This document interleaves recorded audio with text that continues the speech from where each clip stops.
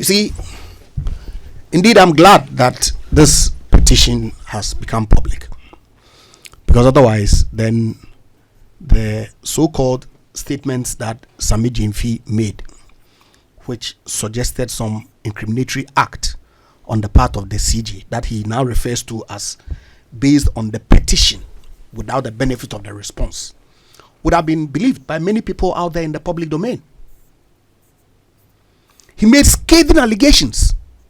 The response deals with all those matters succinctly. Now he says that the Chief Justice admitted that she committed an infraction. Like, seriously? Has he read the document? Look, this is the response by the Chief Justice. It says paragraph 9A. It says what? Exhibit DO2 is the policy on foreign travels by head of the judiciary and the Superior Court judges. Paragraph A9 provides that, quote, the Chief Justice shall undertake unlimited official travels with either his or her spouse or other person of his or her choice in a year, fully funded by the Judicial Service. Paragraph 9A10 provides that, quote, where the Chief Justice is accompanied by the spouse or other person, he or she shall travel on the same class of air tickets as the Chief Justice and shall be paid the equivalent of half the per diem paid to the Chief Justice. This is policy, oh. I'm coming. It says official, though. You say? It says official travel. Yes. According to Sami Gyamfi, she's accused of going on a private trip. Let me read a response. A holiday.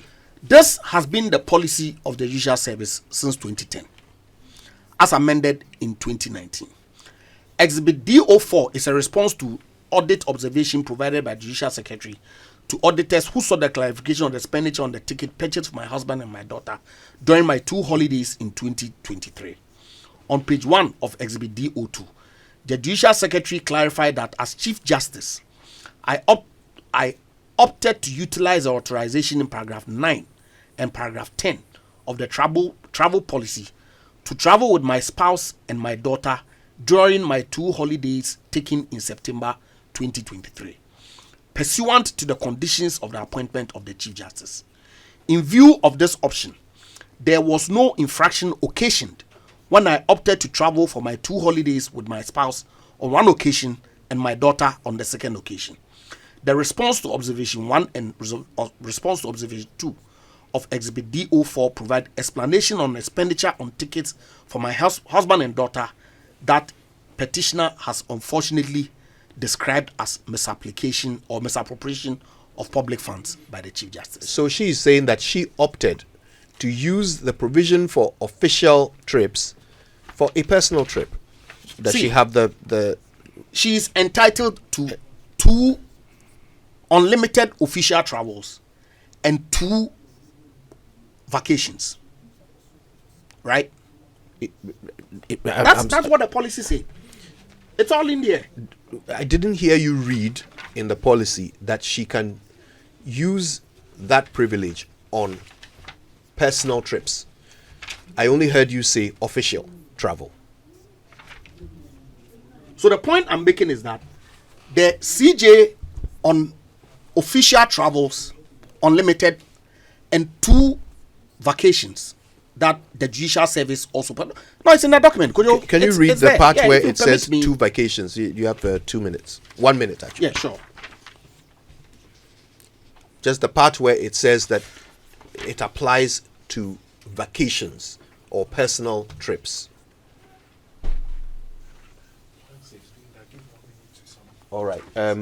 So I think while Mr. Mercer is finding that, let's hear quickly from Sami, and then Mr. Mercer will intervene when he finds it. Yeah, sure. Yeah. I can bet my last point on this, that Egyapa Mercer will not find what you told him to just look for. For the avoidance of doubt, I want to read to you the relevant portions of the travel policy of the Judicial Council. And this is paragraph B2. It says, where the Chief Justice embarks on a personal or private foreign travel, he or she shall be accompanied by the security alone. the security alone, if it is a private trip. If it is an official trip, she can go with 2 other persons of her choosing. And it can be a spouse and a child. Now, let's look at the response of the Chief Justice. So, Sammy, go ahead. He says, I'm reading the response and the admission, since the Egyapa Mercer is refusing to see. These are the words of the Chief Justice. I opted to utilize the authorization in paragraph 9 and paragraph 10 of the travel policy. What does paragraph 9 and paragraph 10 of the travel policy says? It is the privileges she has to travel with 2 people of her choosing on official travels. Now she says that she utilized paragraph 9 and paragraph 10 of the travel policy to travel with my spouse and my daughter during my 2 holidays taken in September 2023. Need I say more?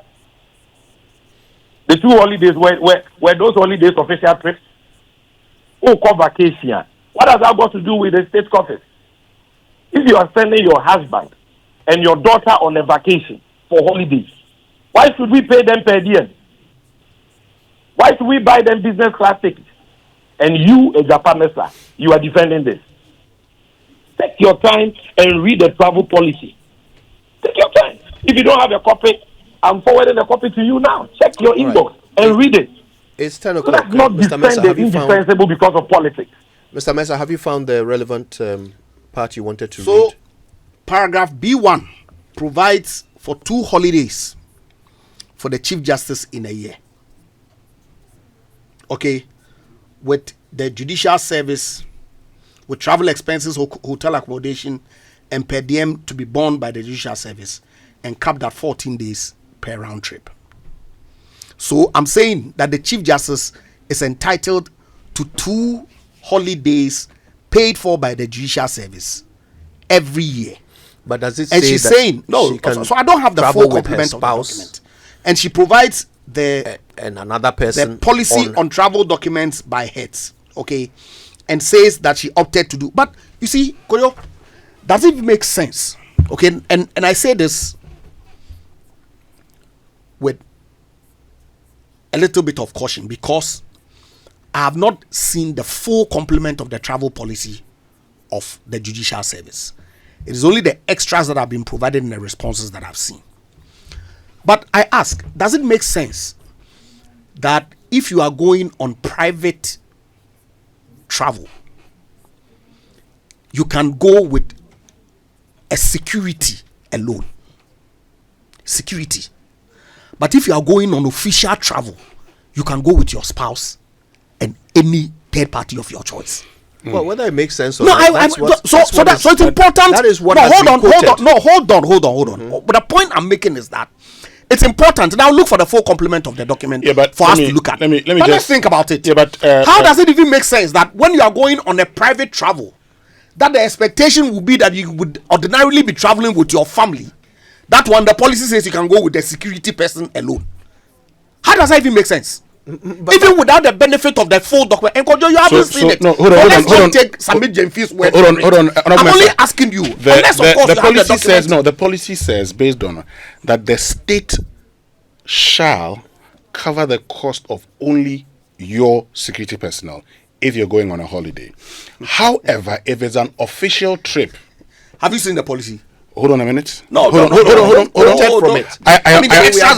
We are going based on what has been quoted by the Chief Justice himself. I am quoting the extracts, and I say if you look at the extracts, and where it says you are entitled to this number of persons on an official trip. Guys.